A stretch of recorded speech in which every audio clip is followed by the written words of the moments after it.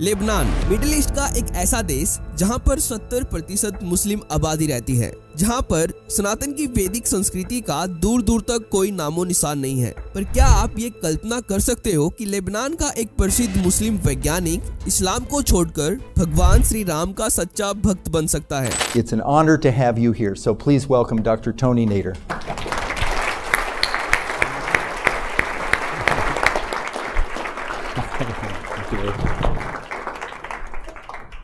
Dr. Tony Nader received his medical degree from the American University of Beirut.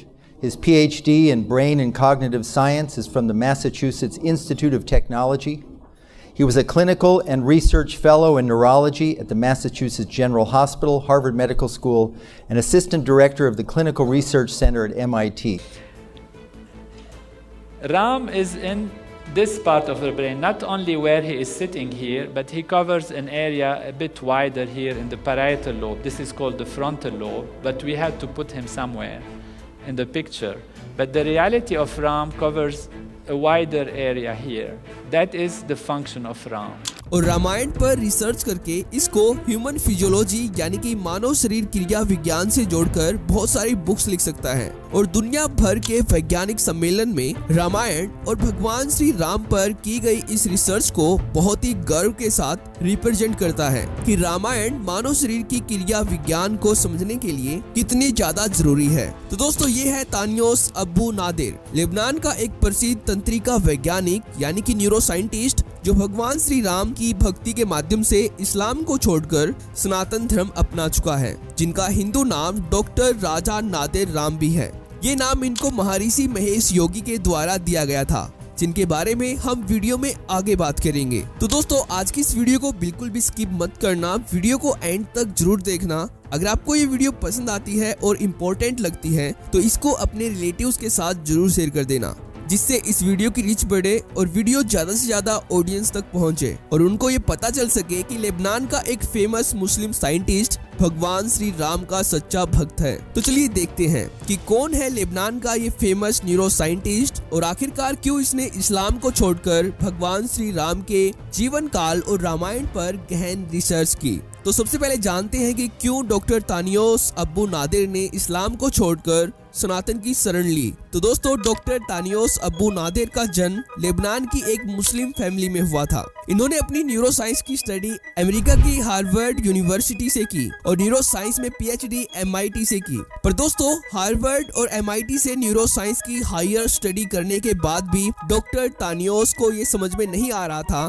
कि इंसान की चेतना कैसे काम करती है और कैसे ये मानव दिमाग में विकसित होती है, यानी कि ह्यूमन माइंड में मौजूद न्यूरोट्रांसमीटर सेल्स कैसे ह्यूमन कॉन्शियसनेस को जन्म देते हैं। ऐसे ही बहुत सारे जीवन के बड़े प्रश्न तानियोस के मन में हर दिन आते रहते थे, जिनका उत्तर डॉक्टर तानियोस को हार्वर्ड और MIT में मौजूद दूसरे न्यूरो साइंटिस्ट से भी नहीं मिल रहा था।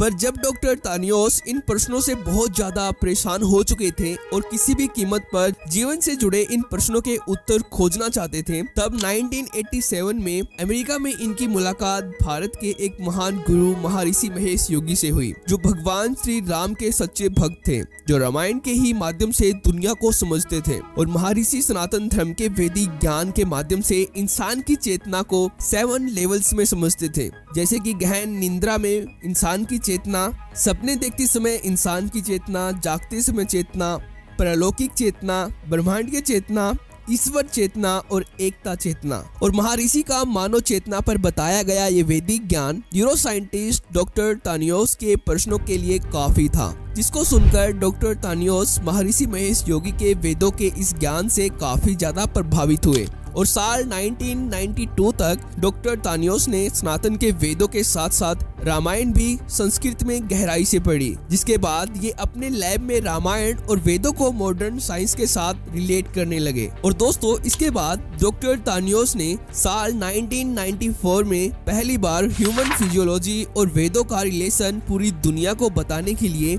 एक बुक लिखी, जिनका नाम डॉक्टर तानियोस ने human physiology expression of Veda and वैदिक लिटरेचर दिया, जो दुनिया भर के न्यूरो साइंटिस्ट के द्वारा काफी ज्यादा पसंद की गई, क्योंकि इनसे पहले वेदों के नेचुरल लॉ के माध्यम से ह्यूमन फिजियोलॉजी को किसी साइंटिस्ट ने नहीं समझा था और इसके बाद रामायण पर कई साल डीप रिसर्च करके इन्होंने साल 2011 में एक बुक लिखी जिसका नाम डॉक्टर तानियोस ने रामायण इन ह्यूमन फिजियोलॉजी रखा, जिसमें मानव शरीर के क्रिया विज्ञान से रामायण के हर एक कैरेक्टर का एक्यूरेट रिलेशन बताया गया। Part in our brain that does what Bharat does in the Ramayana.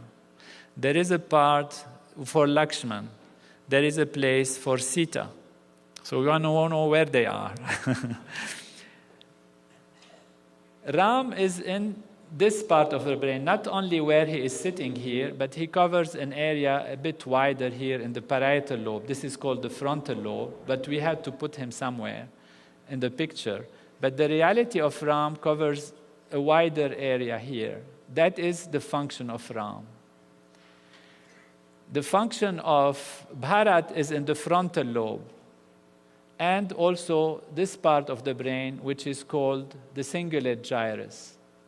Therefore, Ram, Bharat, and the others are not consigned to very specific lobes of the brain, but a combination of structure.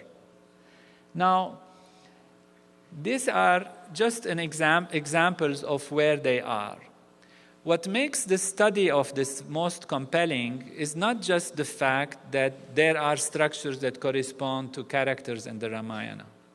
जैसे कि इन्होंने भगवान श्री राम का relation brain के frontal lobe के साथ बताया और ब्रेन के सिंगुलेट जाइरस का रिलेशन भरत से बताया, क्योंकि दिमाग के इस पार्ट का काम इमोशनल रिस्पॉन्सेज के लिए होता है और रामायण में भरत भी भगवान श्री राम के प्रति इमोशनल होते हैं। तो ऐसे ही इन्होंने ह्यूमन फिजियोलॉजी को रामायण के हर एक कैरेक्टर के साथ रिलेट किया हुआ है, जिससे आप ये अंदाजा लगा सकते हो कि रामायण और भगवान श्री राम को देखने का इनका नजरिया कितना ज्यादा अलौकिक है। What makes it most compelling is the relationship between structure and the dynamics of interaction that actually take place in the Ramayana, taking place in our physiology.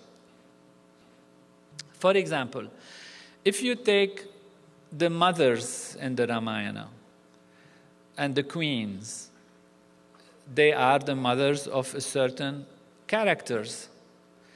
In the study of the Ramayana, I have found that the mothers or the queens are the nourishing value. And तो अगर आप इनके बारे में और detail से जानना चाहते हो तो मैंने इस वीडियो में इनके बारे में और भी डिटेल से बताया हुआ है कि कैसे ये अमेरिका में दूसरे साइंटिस्ट के साथ मिलकर एक हिंदू राष्ट्र रन कर रहे हैं, वो भी पूरे गर्व के साथ, जो भगवान श्री राम के मूल्यों पर आधारित है। तो दोस्तों, अगर आपको ये वीडियो पसंद आई हो तो वीडियो को लाइक करके इसको अपने रिलेटिव्स के साथ शेयर कर देना, और अगर आपके मन में इस वीडियो के बारे में कोई प्रश्न है तो उसे कमेंट करके हमें जरूर बताना। तो आज की इस वीडियो में इतना ही, तो थैंक्स फॉर वॉचिंग।